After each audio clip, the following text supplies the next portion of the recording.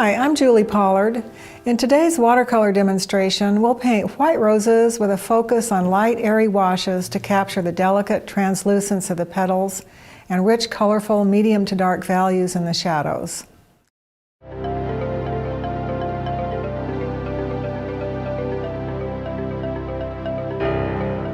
So this sketch is going to be a study in value.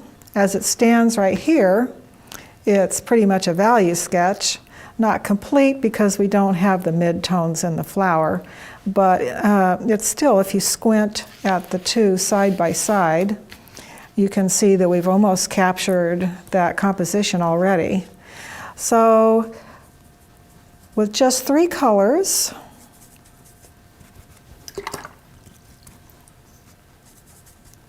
a little green, a little yellow, a little red.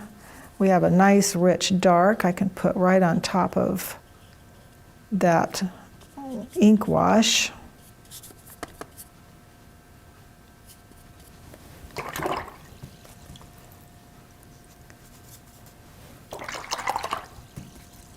Little yellow, little red for the center.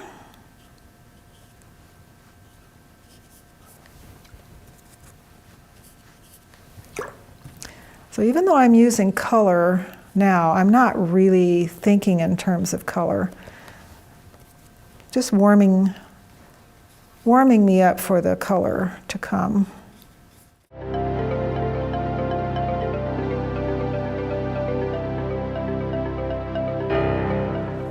Now when I get a mixture like these two that are just too neutral, too close to gray, I usually start over again.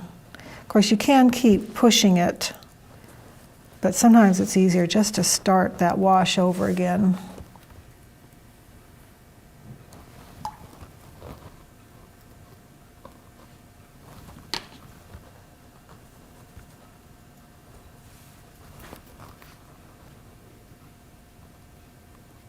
So I need to make sure I do go around the whites. So I'm trying to make sure I do that. And I do like to go back and forth between warm and cool.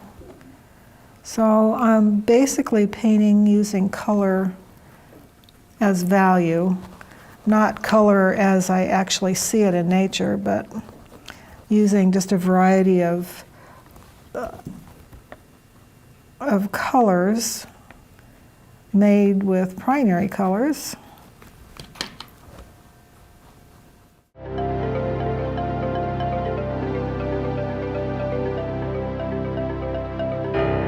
Anytime you're softening an edge,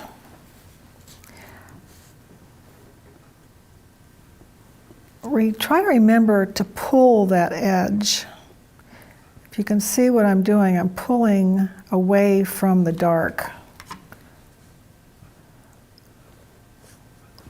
A lot of times in class I'll see somebody pushing it, and sometimes that's just what you need, but other times it's really difficult. So, for example, if I need the dark here, and I need to soften that edge out into this lighter area, it's a lot harder for me to do it if I'm pushing at it. So instead of pushing it, I pull it.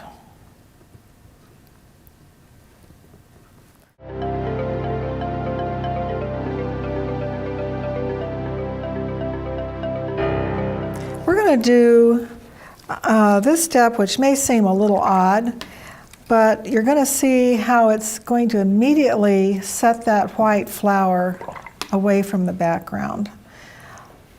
So we're not adding any new colors, but I'm mixing a little bit of red, a little bit of yellow, and paint kind of a variegated wash.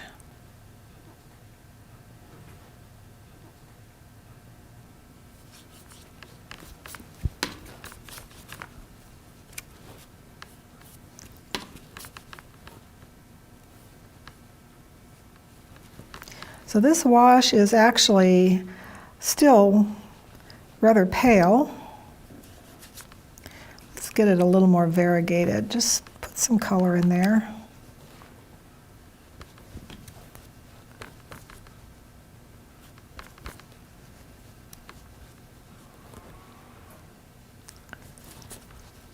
So now we have an underpainting, in this area at least, for the leaves and stems. We're going to paint a dark, rich background around the leaves and stems.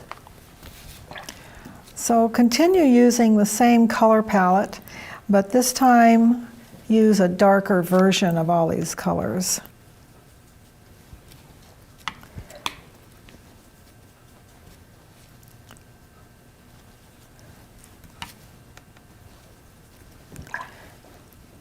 So I'm going to just paint a little moisture, a little water inside that spot, and then start dropping the color in.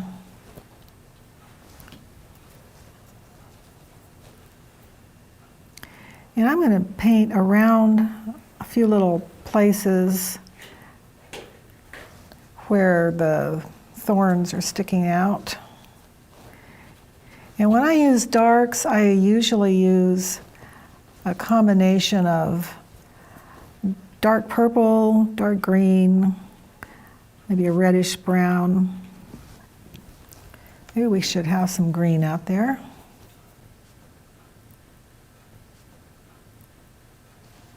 So we're going to put some turquoise in there.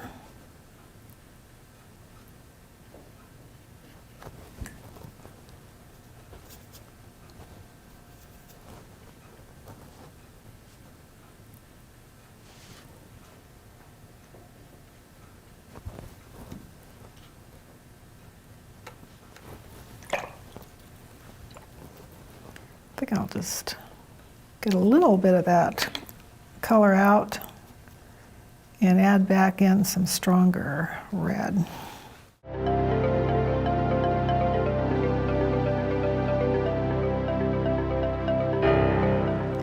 Now I really don't want to overdo it with the veins because I want to keep this a little more loose than it would look if I do an awful lot of lifting.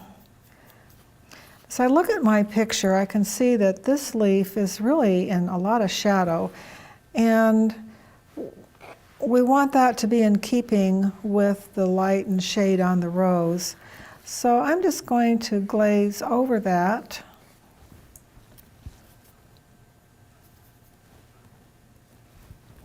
Just to give that some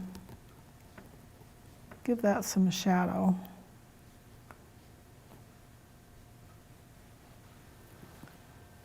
And there's a little in here too. So I'm going to take that glaze right up to that vein that I just lifted, and maybe even create another little vein.